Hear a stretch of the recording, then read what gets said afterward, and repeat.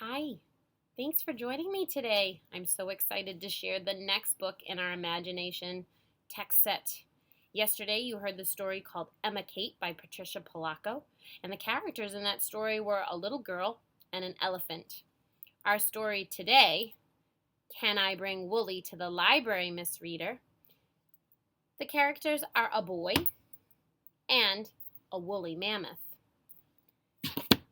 When you're listening to this story, we're actually going to talk about this at the very end, but we are going to make a real life connection to the story Can I Bring Wooly to the Library, Miss Reader by Lois Grambling. And I'll talk about that more in a little bit. We do have some vocabulary words too. And remember, when you hear these words in the story, I just want you to put your finger on your nose, just like if we were back in the classroom. Our first vocabulary word is actually a place. The public library. This is where we go to borrow books on, any topic you want. Have you been to a public library? Give me a thumbs up if you have. I've got some connections with a few of my friends. A next word is bellow.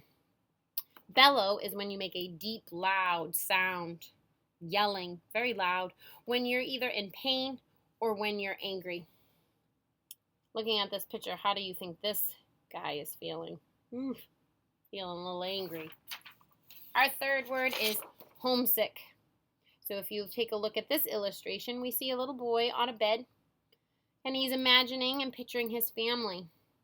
So being homesick is when we are away from home, and all we would like to do is be back at home and feel that comfort of home with our family. And our last word is imagination. Here it is. You heard this word yesterday with Miss Matthew. Imagination is when we can create and make up anything in our mind. There is no limit when it comes to using our imagination. In the story, Can I Bring Wooly to the Library, Miss Reader? I want you to take a look at this woolly mammoth. Is he reminding you of any other type of animal? Let's see those thinking looks. Did you say that it reminded you of an elephant? Yes. A woolly mammoth is like an elephant, except it was just bigger. Unfortunately, woolly mammoths are extinct, which means they do not exist anymore. So we're definitely going to have to use our imagination when we think about woolly mammoths. In this story, the boy is trying to persuade Miss Reader to let Wooly come to the library. The word persuade, you might not have heard that before. But when you're trying to persuade someone, you're trying to change their mind. When you think about it, maybe change that no to a yes. So this boy is going to give a lot of different reasons in hopes that Miss Rita changes her mind from no to yes. Let's hear it. Public library.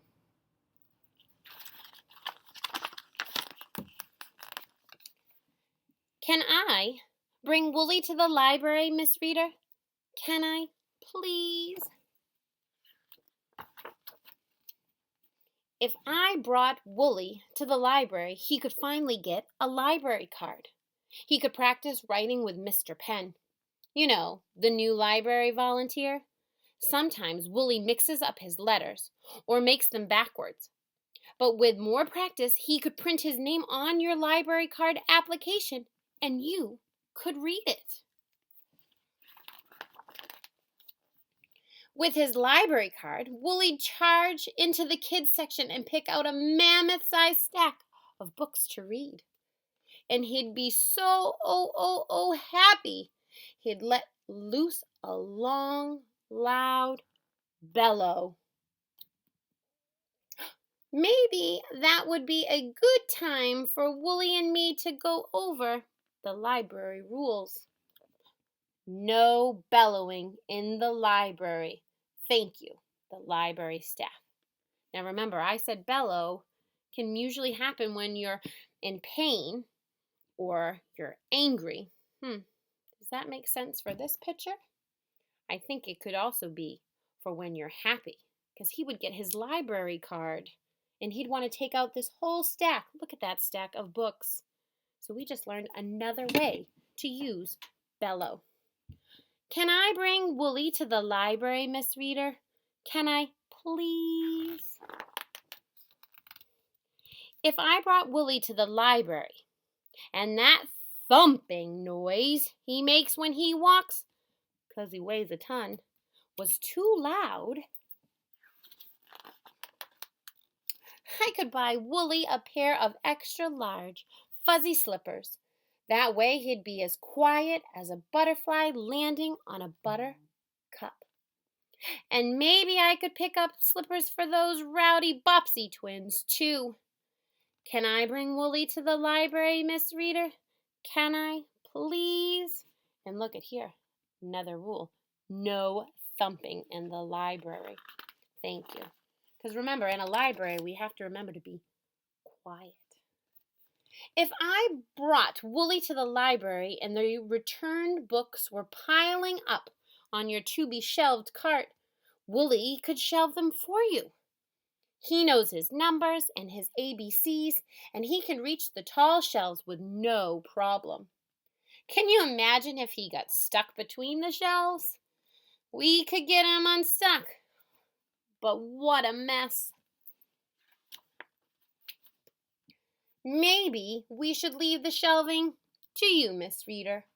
But Wooly could sit at your desk to check books in and out.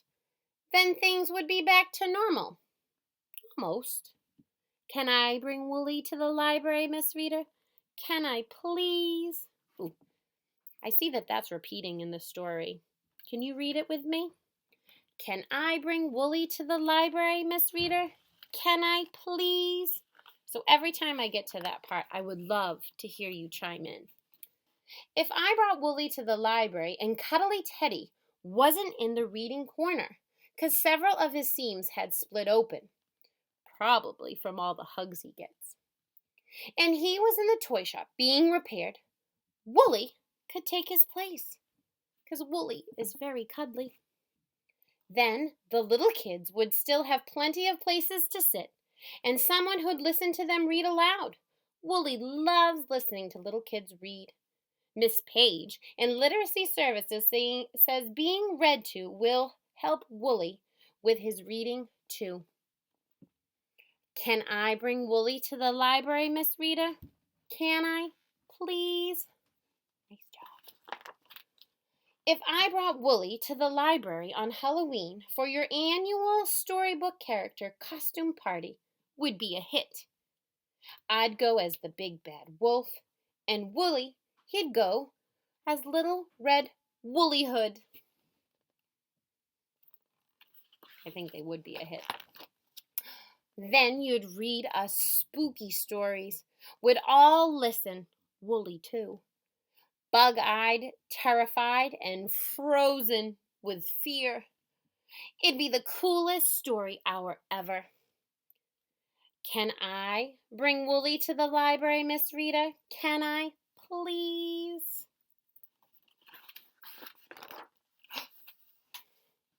If I brought Wooly to the library and Mayor Pinchpenny came in with overdue books, which he usually does, and he'd complain loudly, then he wasn't going to pay any fines because he renewed his books by phone last week, but he hadn't. Wooly'd flip Mayor Pinchpenny upside down and shake him, gently, of course, until enough coins had fallen from his pockets to pay his fine.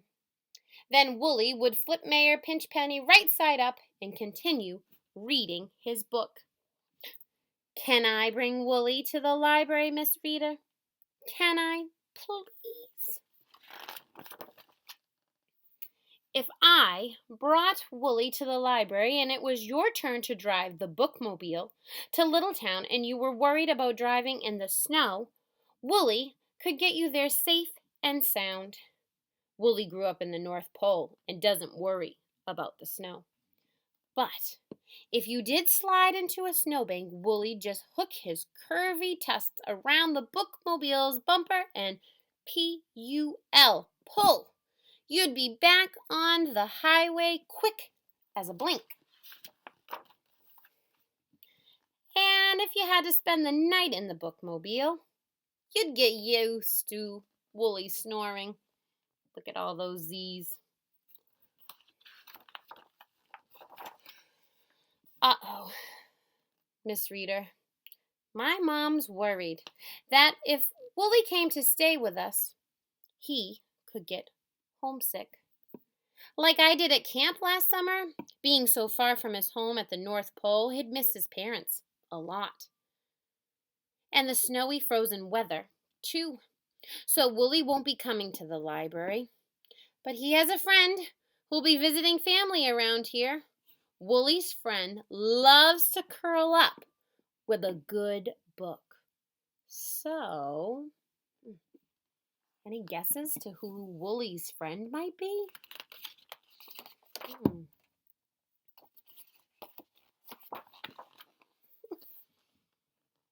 Can I bring Saber to the library, Miss Reader? Can I, please? Were you right? Was your guess right? That was a really funny book. Do you think the boy did a good job trying to persuade Miss Reader to let Woolly come to the library? I don't know. I want you to think. Remember back. We said we were going to make a real-life connection to this story. I want to think about a time that you might have had to persuade mom or dad to get something that you wanted. Can you think about that? Remember, trying to persuade someone is changing their answer from maybe a no to a yes, getting them to think like you, like it's a good idea. Let's think about that. I love your thinking looks. Does anyone have one ready to share? Good. Lock it in your brain. Then go find someone at home to share it with. And do me one more favor. See if you can persuade mom or dad to message me with your story. I would love to hear it. So, that's all for now. I hope you enjoyed the story. I'll catch you later. Bye.